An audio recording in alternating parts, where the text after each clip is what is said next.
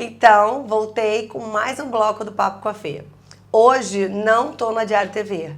Já mostrei no primeiro bloco que eu estive num outro lugar. Eu tô passeando por Teresópolis para mostrar Teresópolis de verdade para vocês. E agora eu tô com uma pessoa que é muito querida, que fala sobre saúde, sobre nutrição e que vai conversar com a gente e tirar muitas dúvidas do que tá na moda, do que faz bem e do que não faz bem. Doutora Fernanda, prazer ter você com a gente. Prazer, Fê. O prazer é todo meu estar aqui na Diário com vocês e poder passar um pouquinho de informação sobre saúde, porque eu falo que o lado da saúde está aqui, né? Sim, é isso. Eu falo muito, quando eu comecei o bloco, eu falei sobre a verdade, que eu falo para todo mundo sempre, a cada programa. Eu conheço muitas coisas de Teresópolis, mas eu quero que as pessoas conheçam essas verdades, né? E a gente tenta se associar e buscar pessoas, pautas para o programa que sejam de verdade para que eles saibam informações e possam colocar em prática e seguir a vida. Ainda mais no mundo tão lotado de fake news que a gente vê, né? Desse jeito, doutora. Vamos começar pelas polêmicas? Eu adoro. Me fala agora, um boom do momento é que o Mounjaro chegou ao Brasil. Sim. O Ozempic já era uma coisa muito... As canetinhas, na verdade, que já eram comercializadas na cidade, por exemplo, já era sempre um problema porque a gente não tinha... a gente sabia que tinham pessoas que não tinham o conhecimento necessário para a utilização. Exato. E o Mounjaro vem com uma outra proposta mais forte, mais radical. Conta pra gente quais são os bônus e os ônus. Tem sempre um lado positivo, realmente, né? A droga, a gente precisa entender que o Ozempic ele foi criado para ser um medicamento para tratar diabetes. Ponto. Descobriram no uso, né? Sim. Que era excelente na perda de peso. E aí eles começaram, né, a ter essa comercialização fora de uso. Sim. Para pessoas também não diabéticas. E aí, visto o sucesso, resolveram desenvolver uma droga ainda mais forte. Só que, como todo medicamento, existem as indicações e as contraindicações. Sim. E elas precisam ser feitas por um médico capacitado, tá? Só que tem efeitos colaterais, assim como qualquer outro medicamento. O principal deles é inibir, né, a fome e te deixar enjoado. Ponto. Já não é gostoso, né? Já não é gostoso. Porque essa coisa de inibir a fome até talvez tudo bem, porque a gente vai diminuir a compulsão alimentar. Sim. Mas essa coisa de já provocar o enjoo, ninguém gosta de ficar passando mal o dia todo. Mas aí que eu te pergunto, Fê, você tá ali enganando o teu cérebro, porque é literalmente isso. Sim. Por um tempo. Só que por que ninguém pensa no depois? Sim. Né? Beleza, agora eu vou conseguir controlar a minha compulsão, eu vou conseguir emagrecer, eu vou conseguir entrar naquele vestido, naquele casamento e tal. Mas e depois? Sim. E depois você vai deixar o teu corpo refém daquela droga, sim, né? E isso é o de menos. Eu tenho um trabalho muito voltado também à longevidade hoje em dia, a metabolismo e longevidade. E praticamente 90% das nossas condutas, né, no trabalho da longevidade é controlar o pâncreas na secreção da insulina, tá? Porque atualmente a mulher aí por volta de 35 para mais, ela começa a desenvolver um caminho pró-resistência insulínica, sim, ou ela tá nela, ou ela tá traçando um caminho para ela se ela vive um estilo de... Minimamente saudável. Minimamente saudável, exatamente, sim, né? Porque a gente sabe que a pessoa ativa hoje, ela não é lá, sim, ativa. Sim. Ela pratica no máximo 2 vezes na semana e se acha ativa, sim, né? Alguma atividade física. Isso se sim, pratica. E a gente vem de uma geração que tem um abuso grande de alimentos prontos, né? Exato, isso aí. Então, também... eu falo que hoje você não precisa nem pensar em comida. A comida cai no teu colo. Sim. Você olha pro lado, você já tem alguma pacotinha, alguma coisa, sim, entendeu? Então é muito fácil. A gente tá suprindo essa ausência, essa falta de dopamina o tempo todo, né? Que é o prazer, né? Enfim. E aí, o que acontece? Essas drogas, elas são análogos de GLP-1, que estimulam a insulina. Então, assim, uma das causas, né, é até uma sobrecarga pancreática, que é o nosso órgão que secreta insulina. Então, assim, só voltando no meu raciocínio, a prática da longevidade e metabolismo é reduzir a secreção de insulina, né? É tratar a resistência insulínica, porque antigamente a gente morria de virose, de infecções. Hoje em dia a gente morre de doenças crônicas, de obesidade, diabetes, doenças cardíacas, entende? Então o trabalho da longevidade hoje é você controlar a insulina, reversão da resistência insulínica, o que essa droga não faz. Então, assim, você pega um paciente que provavelmente não, quase 100% dos casos, é um resistente insulínico, entende? Ou está caminhando para essa resistência insulínica, ou até mais grave para uma diabetes, e faz esse pâncreas ali a super sobrecarregar na insulina, aumento de GLP-1, vai emagrecer, né? Porque vai te enganar o cérebro e tudo mais. Mas e depois, né? Qual vai ser a luta desse paciente para ele conseguir regular essa produção de insulina, controlar mais firmemente essa resistência? Sim. Outro raciocínio que a gente tem que ter, que eu falo muito com com meus pacientes, em pacientes oncológicos, ou seja, aqueles pacientes com câncer, a gente controla até, se está ativo, a gente controla até derivados de leite. Por quê? Porque derivados de leite estimulam GLP-1. E GLP-1 estimula proliferação celular. Aí você vai dar para uma pessoa GLP-1? Sim. Você entende? Sim. Então, assim, é muito mais profundo do que simplesmente eu vou tomar uma injeção para emagrecer. Sim. Né? E temos ferramentas hoje que Muita funcionam coisa, muito bem, coisa. né? Essa questão de você pensar no futuro, eu acho que eu até aceitaria uma pessoa que realmente é obesa, que precisa ter uma perda de peso, então ela precisa ser estimulada. Lógico. Mas essa pessoa também, será que ela se acostumou a reeducar a alimentação para futuramente continuar uma alimentação saudável, né? Sim. A gente não precisa... A gente conversa com vários nutricionistas, né? A gente escuta. A gente não precisa mais ter aquela coisa do dia do lixo, né? Não precisa. Que a gente chutava o pau da barraca e comia tudo e jogava a semana inteira fora por causa de um dia inteiro. Exato. Né? E essas canetas a gente entende que vai funcionar. Mas eu quis falar para vocês porque é o boom do momento, as pessoas estão comprando. Eu fui à Raia na semana passada e tinha uma fila só para caneta. Olha só. Sabe? Eu fiquei assustada com aquilo. Sim, não, e ainda tem um ponto importante que as pessoas não param e pensam que se não for aliado a uma reeducação alimentar, né, a caneta e a alimentação, a pessoa vai perder músculo. Sim. E o pessoal não entende que se eu perdi 10 quilos, mas desses 10 quilos, 3 ou 4 foram de massa muscular, eu andei para trás do meu metabolismo. Sim. Porque é o músculo que te faz queimar gordura, é o músculo que atua no teu metabolismo, que tem as mitocôndrias, enfim. As pessoas não entendem essa parte da bioquímica, então não foi vantagem.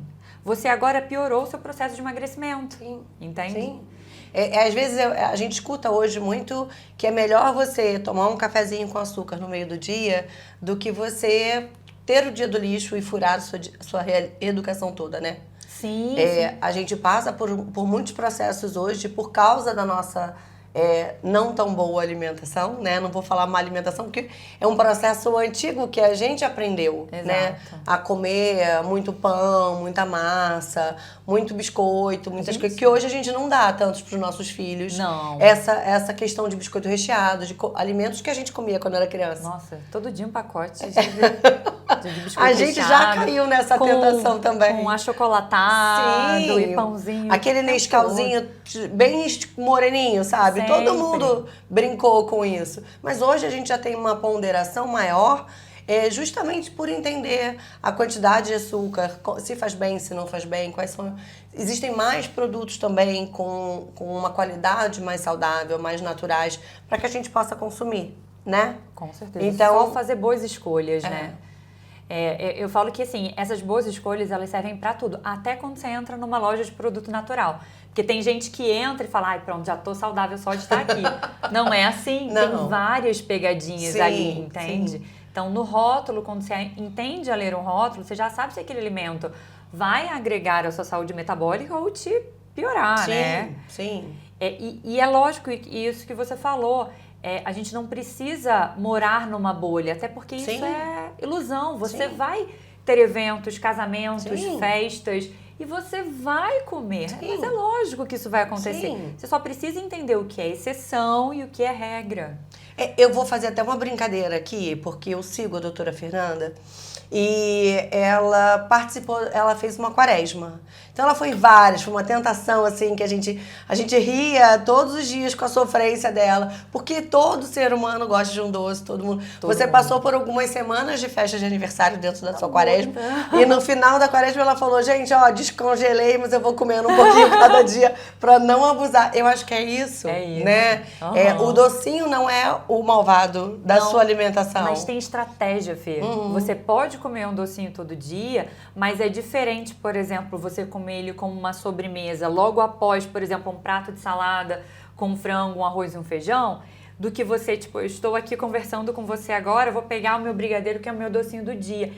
Aqui eu vou engordar mais do que se eu comesse ele após um prato de salada. Sim. Então, assim, são estratégias. Você pode, mas na hora certa, na forma certa, entendeu? Sim. Então, compreender isso faz toda a diferença para a saúde metabólica. É isso, né?